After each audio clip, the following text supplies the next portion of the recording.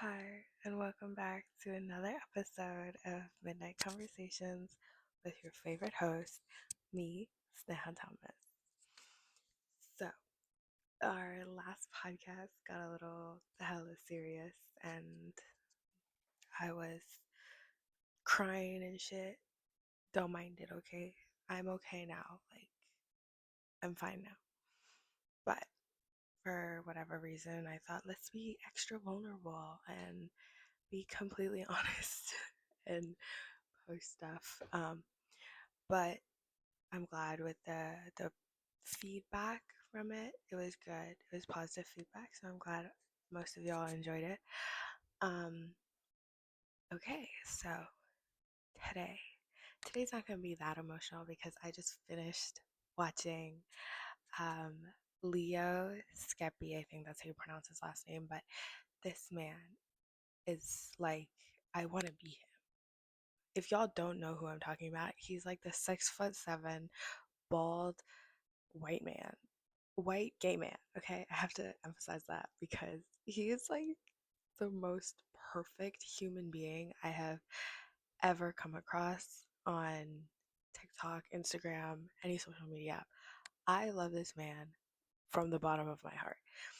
And I don't actually know what he does for a living, but I think he's part of like a tour group that is mostly speaks about like confidence and having confidence and stuff like that. And he always boosts my confidence because he talks about how important it is to really just start focusing on yourself. And I think this is a great topic to segue in from the last podcast, episode 5, to this one,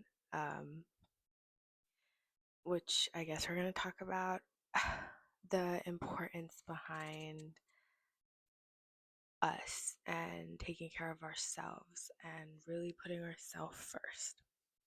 So, an example that he uses in one of his podcasts is a storm doesn't ask for permission to rain, and a fire doesn't ask for permission to burn. He uses it in the concept of misunderstanding, but I took that in like a different sense. A storm doesn't ask for permission to rain, and a fire doesn't ask for permission to burn. They just go and do it because that's who they are.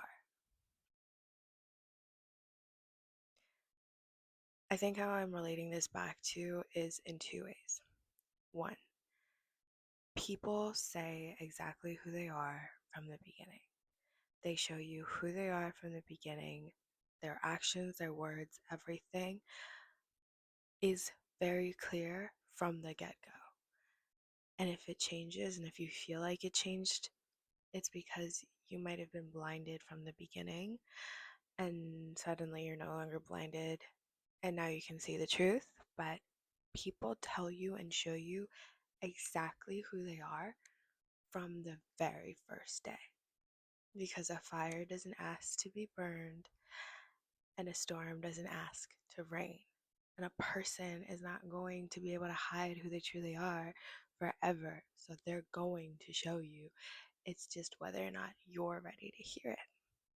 The other way I took it is conveying it back to ourselves. We are all people, obviously. We all have our own emotions. We all have our own feelings. We all have our own problems and our own baggage.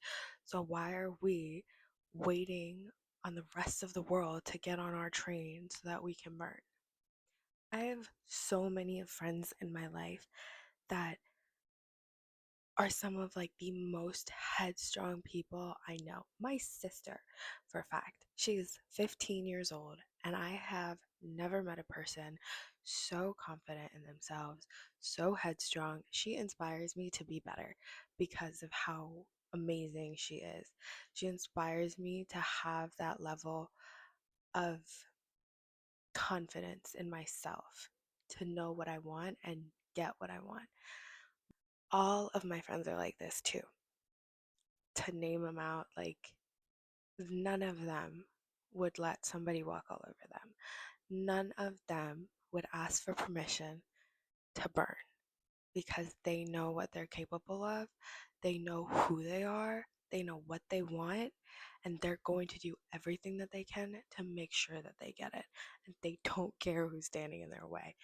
And that headstrongness, that confidence in themselves that I'm going to get what I want, voice that they like put out is so inspiring.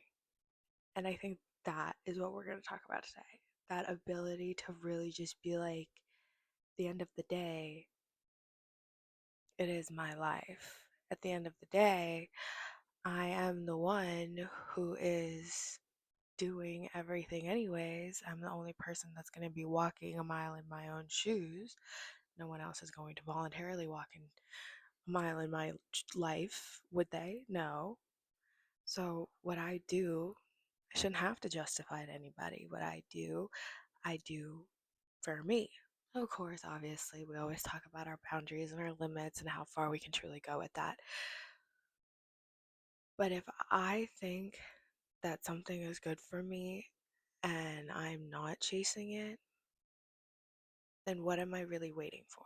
Whose permission am I waiting to receive? Whose permission are we as people waiting to get to be able to do what we want to do, to be able to be who we want to be, you know? Yes, for sure. There are limits to this. And I think those limits are that what we're trying to do, are you doing it for the betterment of yourself or are you doing it in spite of something else? Are you doing it because this is what you truly want to do, or are you doing it because somebody told you you couldn't do it? Because I have also people in my life who are extremely headstrong, but they're headstrong in all the wrong ways. They only go after things simply because somebody told them that they couldn't go after it, and then they just wanted to prove them wrong.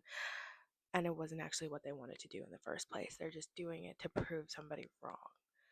And I think that also isn't right, but I think having confidence in yourself and walking into every room like you own the place, even if you don't know anybody in the room,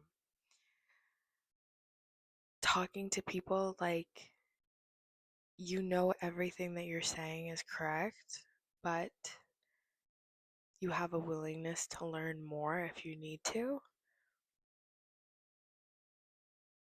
I think that is what confidence is. Confidence is fully understanding your capabilities, understanding what you can and cannot do, accepting it, and fully like jumping in 110% into every single thing that you know how to do and doing all that you can in those areas with the best of your ability. Even if you come out last, you're still walking around in that room like you own the place. My sister does that. My sister walks into any room like she owns the place. And you just know, you know, you know that she doesn't ask people for permission. You know that she doesn't need somebody telling her that she's doing a good enough job. She just knows that on her own. And I think this does go back to the last podcast because I'm literally sitting here telling y'all that I just need somebody to tell me that I'm doing enough and I'm doing good enough. But at the same time, if I truly was proud of myself and I'm truly confident in my own capabilities and who I am as a person, then what somebody else thinks of me and what somebody else thinks I'm capable of doing shouldn't matter. If you're confident in yourself and you know your capabilities, it doesn't matter what anybody else has to say about you.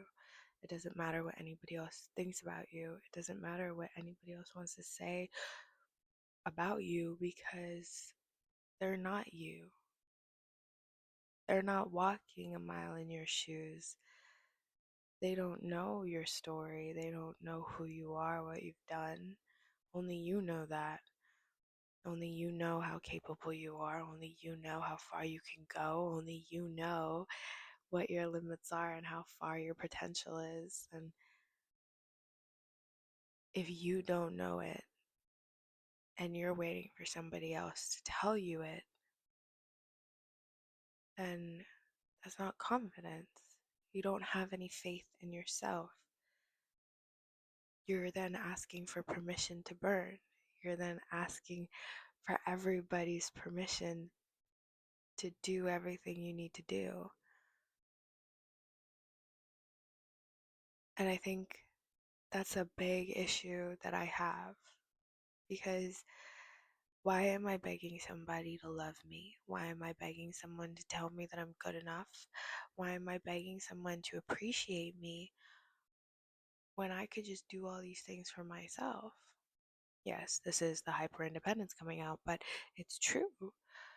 We as people are capable of anything and we can do anything that we put our mind to. It's just the willingness to want to, the thought that we can, and the faith in ourselves to put that extra 10% in to ourselves. So, all this time, when I'm allocating all of my energy into other people, maybe I should start allocating that energy into myself. Maybe if I spent a little less time worrying about making other people happy and fulfilling other people's dreams for them and making other people's lives easier and started worrying about making my own life easier, maybe I wouldn't be as sad as I am, because I think I'd stop expecting things from so many people, because the only person I'd have anything to expect from would be from myself. I think that goes for a lot of people. I think a lot of people spend a lot of time investing in other people and not enough time investing in themselves, because they have a lack of faith in themselves and their capabilities, but they have all this faith in other people. And I'm not saying that's wrong to not have faith in other people. Obviously, I have faith in a lot of people, but I don't have that same level of faith in myself. So if you listen to the last podcast, when I talked about how I was thinking, would the people that I was doing everything for do that for me? I'm changing the question around to all the things that I do for other people, would I do that for myself? And that's the question I'm leaving you with. All the things that you do for other people, would you do that for yourself? Would you do more for yourself, or do you do less for yourself? Do you put yourself above everyone else, or do you leave yourself hanging on the bench, giving water to all the players? Are you a side character in your life, or are you the main character? And I'll be honest, I'm a side character in my own life. I don't actually think I even play a role. And I wouldn't do what I do for others for myself. I wouldn't even know where to begin. I wouldn't know how to treat myself the way I treat other people. And maybe that's where I need to start. That's what I need to do to be better as a person rather than better for other people, if that makes sense. Okay, well, obviously, this podcast was a little bit more, I don't know, uplifting than the last one. I hope y'all liked it. I hope y'all liked the last one, even though the last one was a little scary. But yeah, okay. Bye bye.